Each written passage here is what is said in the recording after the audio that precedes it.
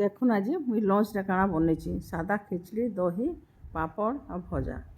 এটা দেখুন গোলমরিচ আর ইলাচি টিকে কুটি ଦେଇଛି লবঙ্ଗ গুঁড়ো ବି ପଳେଇ ଆସିଛି। ଲବଙ୍ଗ ନାଇଁ ଦେଇଥିଲେ ବି ହେଇଥିତା। ତାର୍ ସାଙ୍ଗେ ଅଦା ଟିକେ ଏଇଟା କୁଟି ଦେଇଛି। ସବୁକେ ଛେଚି ଛୁଚାକି ରଖିଦେମି ଆଉ ତାପରେ ଏକା ସାଙ୍ଗେ ରଖିକି କରମି। ଦେଖୁন এটা ହେଇଗଲା। ଆଉ ପାତଣ୍ଡା ଆଉ ମିର୍ଚାକେ ବି ଗ୍ରାଇଣ୍ଡିଙ୍ଗ କରିଦେଇଛି ଆଉ ଚାଉଳ ଧୋଇକି ଥୋଇ ଦେଇଛି। ଆଉ ଏଇଟା ଅଦା ମିରସିଙ୍ଗା ପତ୍ର ସବୁ ରେଡ଼ି କରିକି ଥୋଇଦେଲି। କର୍ମା ଚାଲୁନ ଏଇଟା ପାଣି ଟିକେ ବସେଇଛି ଗରମ କରିଦେଇଛି। ଆଉ ତାପରେ ଏଇଟା ପ୍ରେସର କୁକରରେ କରିଦେମା। ଦେଖୁন ଏଇଟା ତେଲ ଟିକେ ଦେଇଦେଲି ଆଉ କିଛି ବେଶୀ ଇଏ ନାଇଁ କରି ଆଉ ଜିରା ଟିକେ ଦେଲି ସାଙ୍ଗେ ସାଙ୍ଗେ ସବୁ ଦେଇଦେଇଛି। ଏଇଟା ଟିକେ ଭାଜି ହେଇଗଲା କି ମିରସିଙ୍ଗା ପତ୍ର ଦେଇକରି ଚାଉଳକୁ ଟିକେ 2-3 ଥର ଘାଣ୍ଟି ଦେମା ଯେନ୍ତା ଯାଏ।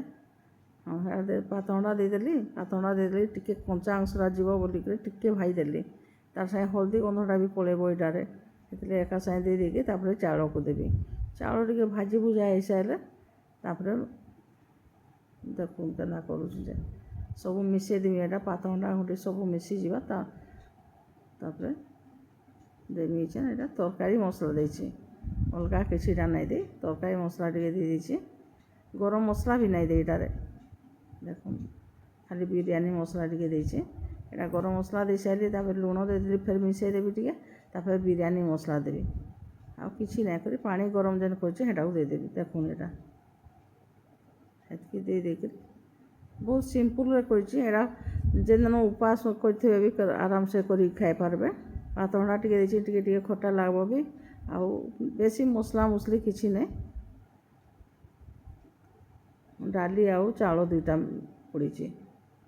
ତାପରେ ଏଇଟାକୁ ହାଇରେ ରଖିଛି। ଦେଖୁନ୍ କେତେବେଳେ ସିମ୍ ନୁହେଁ କରେ ମୁଁ ହାଇ ରଖିଛି। ଗରମ ବି ପାଣି କରିକି ଦେଇଛି।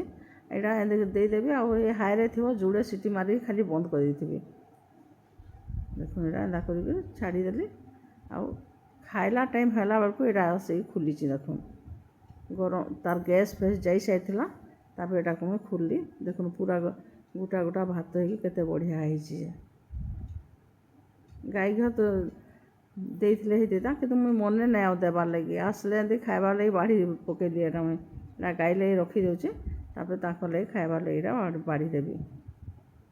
ମୋ ଚ୍ୟାନେଲ୍କୁ ଯେନ୍ମାନେ ନୂଆ କରି ଆସିଛନ୍ ସବସ୍କ୍ରାଇବ୍ କରିଦେବେ ଫୁଲ୍ ୱାଚ୍ କରିବେ ଫ୍ୟାମିଲି ଫ୍ରେଣ୍ଡସ୍ ସାଙ୍ଗେ ସେୟାର କରିବେ। ଏମିତି ସାଦା ସିମ୍ପୁଲ୍ ଖାନା ଗୁଡ଼ାକୁ ମୁଇଁ ଦେଖେଇବି ଯେନ୍ଟାକି ହେଲ୍ଦି ମୋର୍ ହିସାବରେ ହେଲ୍ଦି ଟାଇପ୍ର ମୁଇଁ ଦେଖାଏ। ତାପରେ ଯାହାକୁ ଯେମିତି ଲାଗୁଥିବ କମେଣ୍ଟ କରିବେ।